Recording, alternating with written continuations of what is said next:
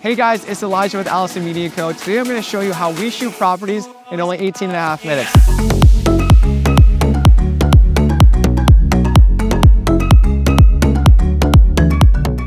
This is not architecture, it's not design, this is photography. We're not doing drone, we're not doing video. This is directed towards real estate photography only. If you hate watching videos, down below I'm gonna have a full written PDF that you guys can read instead of watching. Also, prepping this home for photos, we have a full checklist that we follow that's also down below that you guys can reference to during the video or on your own properties you guys can use. It's talking about turning on lights and your window treatments, all that fun stuff. Down below, we have a full checklist, it's free. Without further ado, we'll get right into the video. All right, so first things first, when you pull up, you're gonna wanna park far away. That's the main thing, because sometimes I park right in front of the home. We're actually shooting this property right here. If I were to park right here, then in all the photos of the entryway or the living room, all that stuff, looking out the window, you're gonna see your vehicle, and that's not a good look. So we actually parked all the way down there. So that's literally step one, is where you're gonna wanna park, and you don't wanna park in front of your property, because if you see it out of the window and you're looking back later delivering the photos and you see your own car, you're gonna feel like kind of an idiot. Okay, next thing is gear. We're using just a tripod, a geared head, A7 IV, and a 17-28. If you think you can get away shooting real estate with like a 24-70 at 24 mil, don't kid yourself, okay? Be shooting at these wide angles like 16, like 17. The Tamron 17-28 for the Sony is incredible and it's so cheap. So if you have the money to get the G Master, do that. But we use Tamrons. A7 IV full frame, looks butter. And this geared head, okay, they're a little expensive, but getting a geared head is so much better than using the legs to adjust your levels and your verticals and all that stuff. If you wanna go the cheaper route, get a ball head. They're literally the exact same. I haven't used one for real estate, but I do use one, and they're so much cheaper, and they're probably the same, but we use geared heads. Another thing to think about is if you're gonna do exteriors or interiors first, it doesn't really matter. The only thing to know is if weather's gonna get worse, you might as well get your exteriors done right away, because you don't wanna shoot interiors and you come out and it's pouring rain and you're like, oh shoot, I wish I'd done exteriors first. So today, what are we gonna do, Ben? We're gonna do interiors. All right, you heard it here first.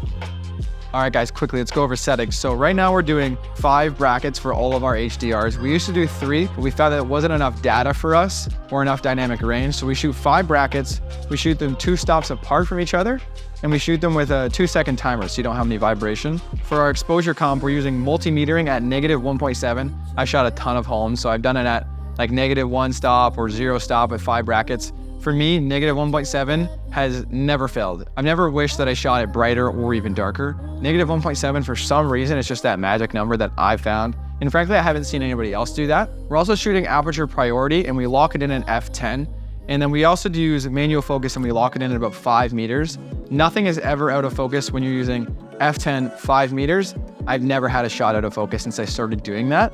And then we use ISO 320 as well, which is like, you can pick whatever you want. You can do 400, you can do 100, it's really up to you. We're also using auto white balance for all of our photos.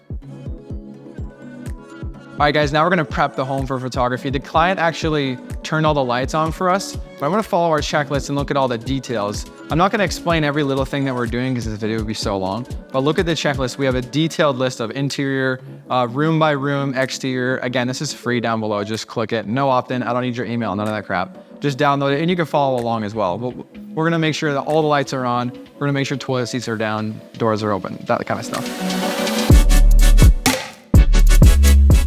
I said 18.5 minutes, that's what we're doing. If you watch this video, it doesn't mean that tomorrow you're gonna shoot them in 18.5 minutes. It doesn't mean that at all. But there's little things, like when I first started, I was using 3 brackets, but I was also doing it manually. And now that we're using aperture priority, which is a duh moment, we get way quicker. So it's these little things, it's also volume. So the more homes that you're shooting, you will get quicker. I said I wasn't gonna mention details.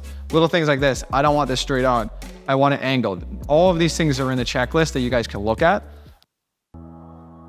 Okay guys, once your home is all prepped and good to go, before I take a photo, I immediately go right to the kitchen and set the height of my tripod. The general rule for your tripod for real estate photography is about halfway between the ceiling and the floor. But for homes, even like this one, this is a 9-foot ceiling, having it at 4.5 feet, it's just stylistically too high for me. But again, the height of your tripod is gonna change. Like, photography isn't art, it's your own decision. For me, I like my tripod to be a little bit lower than other people. And if you hate that, I don't care, dog. But anyway, as a general rule, for me, I go right to the kitchen to set my height. I go to where the cabinetry ends and I go about like, I don't know, I'll go there. So that's like 3 or 4 inches below. And that's where I'll set my tripod height. And then I'll use this middle peg here. And I can use it higher or lower depending on each reel or each photo that I'm taking. Again, like I said, photography is an art. You can do whatever you want, really. And every room is going to be a little bit differently. If this island was a little bit higher for shots that have the island in it, I might be a little bit higher than I would be in the primary bedroom. I might have it just a little bit lower. You don't want it to be crazy drastic for one home for all of your photos to be all different height. You don't want that, but give or take a couple of inches. It depends on the photo, obviously, but generally speaking, I do keep it lower and I adjust as needed. Like I said, depending on the photo, depending on the room, I move it around a little bit.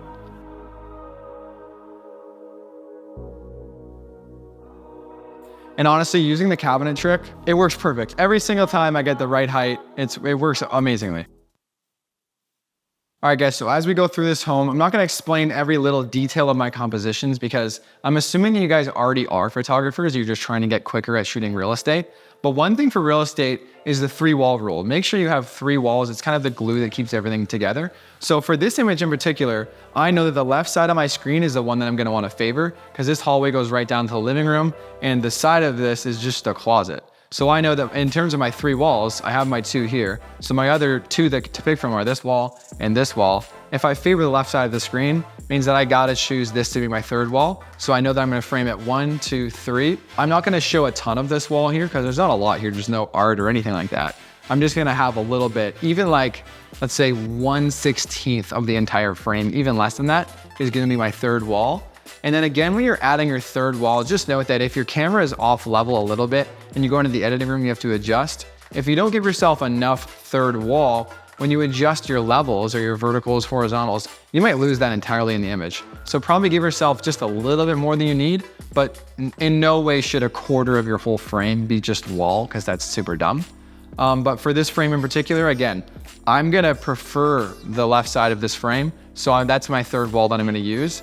If I were preferring the right, I would be using this wall as my preferred 3rd wall in this image. So that's how I'm gonna frame this up. And you guys will see the example right now. Another thing, this geared head is insane. If I were to adjust my levels of this shot with the legs, I used to do that when I first started changing the legs and moving it like that. With this geared head, I just turn these and it just moves back or moves side to side. A geared head or a ball head is going to speed things up entirely for you. That held me back so bad. When I switched to this, I got way quicker. When I switched to aperture priority, I got way quicker. When I switched to auto bracketing, see what I mean? All these little things, it stacks up. And then volume, once you start doing a lot of homes, you obviously get a lot quicker. So again, while you're shooting pictures, you're shooting your pictures for the MLS or for realtor.ca, realtor.com, whatever, or Zillow, whatever you want to call it. You're shooting these photos, so think of you as the home buyer. How are you going to use these images to connect and walk the viewer or walk the potential home buyer through the home? So for me, my first photo was looking in because really their first interior photo should be what it should look like when they first get in the home.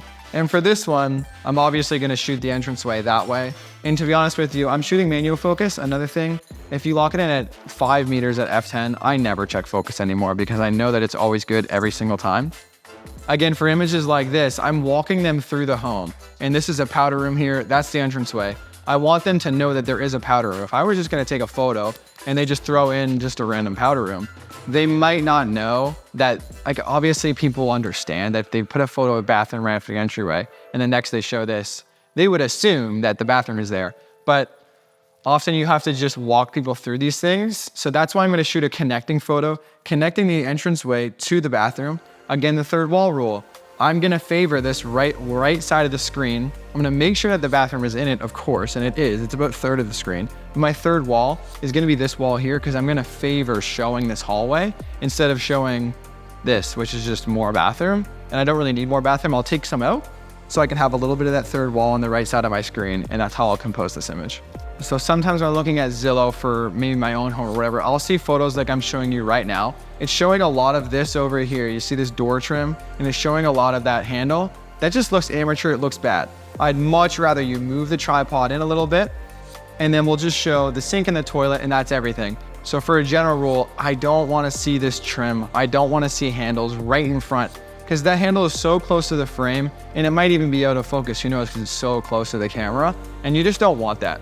So for me, when I see photos like that, it's probably just an amateur photographer. It hasn't shot enough. Okay, and for this image, I'm gonna shoot it with my verticals flat. Some people shoot these and they tilt the camera up to show that this walks all the way up, but I don't like that. It depends on the staircase, obviously. If you're shooting a multi-million-dollar home and the staircase is this crazy chandelier, that's a different game, okay? We're shooting this is just real estate. It's nothing crazy glamorous. So I'm just gonna shoot this and follow the rule of making sure your verticals are good. And so I'm literally just gonna shoot it flat. I'm not gonna aim up. It's just for this, again, also, every single place is different, so it depends on the home that you're shooting. But as a general rule, I'm rarely tilting up for any photo of a general house. But if you're shooting a multi-million-dollar home, you're obviously doing a lot of things differently. You might be shooting at twilight as well, who knows? Another thing that I like to do when I'm shooting my kitchens is when I have the space, when it's vacant, I like compression. I always shoot at 17 mil, and I said this at the start. If you think you can shoot real estate at 24 mil, you can't. But for straight ons and kitchens like this, and you'll see the photo, I'll pull it up actually right now. I think compression looks so much better than wides. When you're shooting an angled kitchen shot like this, it just looks so much better.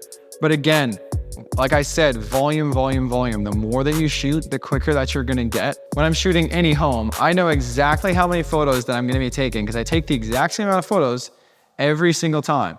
For the kitchens, I know that I need my establishers, my wides. So you saw me take the front end shot, the angled, and the shot as well. But also I know that there's always 3 accent shots for pretty much every single kitchen. I know I'm gonna get a shot here. There's gonna be a fridge, stove, I'll get that one. I'm gonna get a shot this way as well, boom. I'm gonna get a shot this way, boom. That's literally all the shots that I need for every kitchen. And again, this is volume based. You get quicker the more that you do, but if you follow these steps, you will get quicker. And if you don't have real estate photography clients or whatever, go shoot your grandmother's home or go shoot I don't know, your friend's home. Just as long as you're shooting every single day, that's how you get better. All right, that's it for the main floor. So we're upstairs now. But again, you wanna make sure you're directing the potential home buyer throughout your home. So for this one, I wanna make sure that when they go upstairs, they know how they're gonna land. So I'm obviously gonna shoot it this way. I'm not gonna shoot it this way, because what are you looking at? You're looking at nothing. So again, I'm assuming that you guys are already photographers and you already understand some things about composition, right? Okay, and again, every single image, and like I said, I wasn't gonna explain every single composition because it's all the same basic rules. I could tell you how I'm placing this, but again, 3-wall rule. I'm favoring the left side of my image because the right side, if you look over here, there's nothing over here. That way is the hallway down to the other bedrooms in the bathroom. So obviously I'm gonna favor that side. So my 3rd wall obviously is gonna be this wall. Again, these are principles that you just need to follow and you'll get way quicker. So right now we're gonna be photographing this right here, and it gets a little bit weird because we want to show this space. We also wanna show that there's upstairs laundry, which again, you're photographing these homes for the sale of them. You wanna make sure that you're accentuating anything that is a selling point. Upstairs laundry is huge. So you wanna make sure that you're including that in your photos. The only way to do that is you're like, oh man, what am I gonna do? Am I gonna open it all the way up so I can see the laundry? That's gonna block out all those doors so you can't even see into those bedrooms. You're gonna wanna line up the door similar to how the camera is lined up, but you don't wanna do it so where they're just looking at just white trim, because right away the person isn't gonna know what they're looking at. So you wanna angle it a little bit so you can tell it's a door and that it's open, but enough so they can actually see in. And like I said, we're virtually staging this. There's no laundry in here, but if there was, it would maybe be a little bit easier to understand. And so for every single bedroom that we're photographing, we are actually always doing 2 images. Some bedrooms don't allow for that. If they're just full of stuff, we can only get the 1 image. I wanna shoot one that shows that it's a bedroom, obviously, but I also wanna shoot one, there's different ways of doing it. You can shoot this way, and you can show that there's a closet, but I would rather shoot on this corner because now we can see the closet, the door, but we can also look out and understand, again, where you are in the home. This is huge. Just direct them through, make sure they know where they are in the home so they're not getting lost. And again, that comes with volume, and it's composition based, but it's also, so if you're a photographer, you might just immediately get that it's much better to photograph from this corner than it is from here. But again, you'll get quicker, you'll get better. Just make sure you're shooting homes every single day if you can. You guys wouldn't believe the amount of times I've shot my own kitchen at my parents' house or at my friend's house. I've literally photographed friends' home to get better. All right, guys, so that's actually it for interiors. We're all done. We did it in about, what do you think, Ben, like 40 minutes-ish? So for 40 minutes, we photographed and we filmed this whole tutorial video for you guys. We'll shoot some exteriors now, so I'll show you guys how we photograph our exteriors. All right, so for exteriors, the first thing we obviously do is we max out our tripods. We do them as high as we can. Just makes the home look a lot better. But also for settings, we actually go down to doing 3 brackets. So we go down to, instead of 5, we're doing 3 brackets. We're still 2 stops apart. For exposure compensation, we're doing 0, not negative 1.7, we're doing 0 now. And for focus, I actually literally last week switched to automatic focus, and it just works great. You just focus right on the home and it's perfect every single time. But we're leaving ISO at 320, we're leaving f-stop at f10, and that's it. And the main thing for front exterior shots is you're trying to show land size, and you're also trying to show the home. If you're shooting a 100-acre home, you're not going to shoot it from the road because you won't see a home, right? But if you're shooting a home like this, I can actually get both in one image. So I can show that their lot size comes out to here. I can show the home this way. So I'm probably going to give them 2 different photos, one a little bit wider to show the home and the land size or lot size. And I'm going to shoot one that's just basically home-based, and it's not really going to show too much grass. And also for our exteriors, we're not shooting them at 17 mil. We're shooting them more like 24 mil. Exterior photos need a little bit of compression on them. Again, every home is different. The way you shoot it, if you choose to do an angled shot, if you choose to do a front-on shot, if you choose to tilt up, sometimes you're forced to tilt up on photos. I prefer to get a straight-on shot, but most of these are just kind of rules that we follow. So again, like I'm gonna go as high as I possibly can, and I'm gonna try and do, if I can get it done in a front shot, which it looks like I'm gonna be able to get it done, I'm gonna be probably about 22 mil. And you know what? For this one, I might have to do a little bit of a tilt up, which is okay. And again, we're doing 2-second timer, get no vibrations. I'm gonna do one that's a little bit of an angled shot, but for these townhouses, it's a little bit hard to do an angled shot just because they might not know which home is which. So this might be just a shot that they don't even use. I'd rather have the photo than not have the photo, because if the client would rather an angled shot, then you at least have it for when they ask. But for me, I much prefer the straight on shots. Even for backyard shots, sometimes I'm not shooting it, like this is obviously super high. So for this backyard, I might be lowering it. And like I've said in this video 100,000 times, every single home is different. So shoot it the way you think. You're a photographer. So for this home specifically, I'm actually not gonna lower it. I'm gonna leave it pretty high. And I'm gonna do 3 shots like I normally do for these clients. Like I said, I've shot these homes a million times now. I'm actually just gonna deliver 3 photos like I normally do. I'm doing an angled shot. I'm doing a front-on shot. I'm shooting these all at 20 mil, so nothing crazy. A little bit of compression, but really not in the grand scheme of things. I just mean a little bit of compression as compared to if you're shooting at 16 mil. There's my second shot, and then one more angled shot. But again, like I'm doing right now, I'm not gonna shoot a deck at like this crazy high. I'm gonna shoot it a little bit lower. So Ben, let's come all the way up to the deck. If I was shooting it super high up, you wouldn't see any of this deck. So I'm gonna grab one picture, I'm gonna lower it down. It's a little bit higher than we shoot our interiors, but again, it'll be just enough.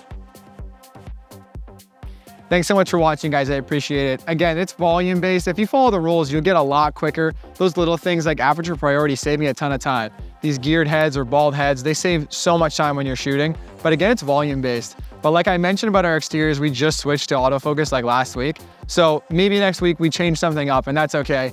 But if you guys have something that you saw, you're watching this video, you saw something that we could do better, make sure to comment down below. I'll pin it, or I'll do something, make sure you get your recognition. I'll put it up there because I'm always trying to get quicker. I'm always trying to help you guys out too. So I appreciate you guys for watching this video. Like and subscribe. Thanks so much. Elijah, Allison Media Co. We out.